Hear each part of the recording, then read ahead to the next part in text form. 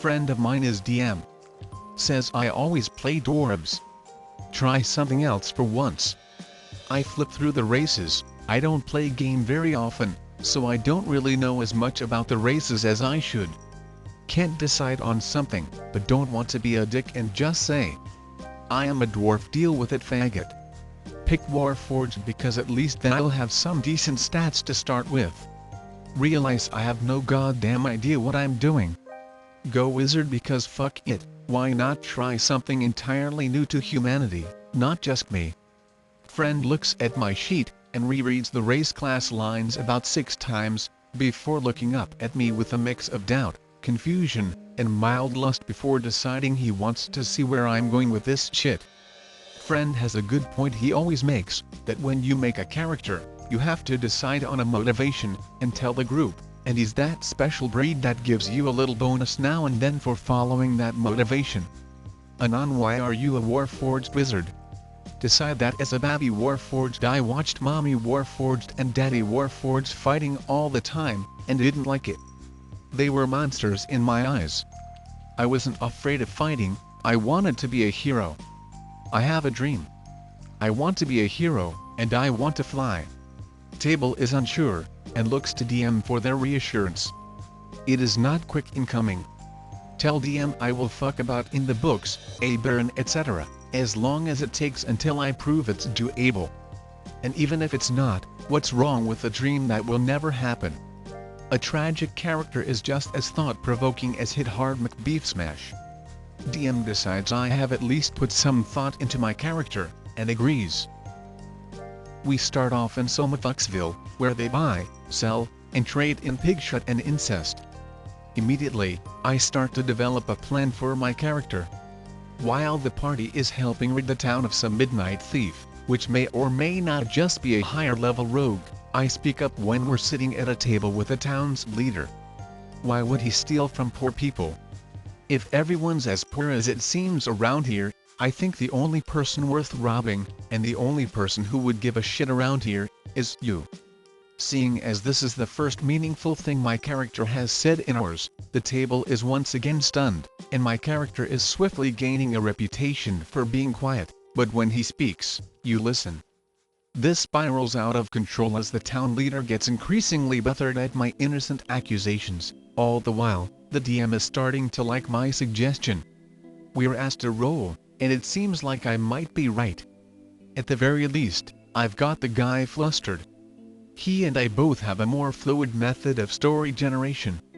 We don't show up with pre-prepared books, instead a list of ideas, rough directions we want the story to go, stuff we can change on the fly. I get kicked out of super special meeting, to no surprise, but once the party leaves, it turns out the guy is just as corrupt as it seems, and we decide to go find the masked thief, but we plan to help them if they can convince us their cause is as just as I assumed. Long story short, that leads to us becoming bandits with the plucky thief by our side. We hide from the authorities wherever we can, fight them if we can't. Essentially we have fun and steal from the rich, give to the poor. Eventually, a darker threat emerges, and turns out some necromancer wants to be a lich. My character is a joyfully innocent robot, who will occasionally say something brutally naive, which leads to antics. When sneaking into necromancer's lair, and trying to bluff our way past the guard, it's not going well and he's reaching for something. If we weren't the right people, would we really be trying to walk in the front door? He thinks for a moment and lets us in. Party can't believe our luck. While we're sitting in on their super secret church meeting, turns out the necromancer soon-to-be lich has a plan. Ancient artifact which is basically a D&D version of a magic cruise missile. They're gonna go find it and launch it at big city of nice people Stan, kill everyone, raise the dead, have a party, we being the good fight for right rebels without a cause, goody two shows bandits we are, decide we are the only ones capable of stopping them in time. By the time we got to the city, they'd be up on the cliff firing the damn thing. Necro intends to ascend to lich status by using the power of artifact, yada yada, you know the drill.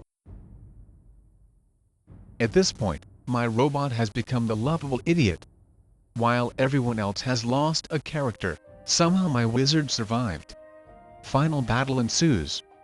We have tagged along to the location, but the necromancer knew we were spies the whole time. He just wanted us to witness the destruction before he killed us, and made us into skeletons. At this point I am moderately powerful wizard. Blast all my shooty spells, and start using what little I have left prepared. Beefy warrior is dying, sorceress is dead, other warrior is beating things with a shield. All of a sudden, we realize we were on a timer, and we've run out of time. Necromancer cackles as he creates his phylactery and ascends to Lich status. Beefy warrior 2 charges but Lich just levitates. He launches the artifact. All of the Lich's cronies just stand and watch in awe. Everyone is quiet. Warrior is on his knees in front of me. I place a hand on his shoulder and speak to him softly. You stay. I go. No following. Last time I leveled up, I got access to the spell I wanted, and told no one. Cast fly. DM doesn't make me roll. Take off into the sky with the assistance of some minor artifacts, flying directly after the missile. Overtake it and turn around, halfway between here and the city which is just in the distance. Fly towards the artifact. Communicate my final thoughts to the warrior with my last spell. DM doesn't make me roll. He says it wouldn't be right to make me roll. My last words. Pick related.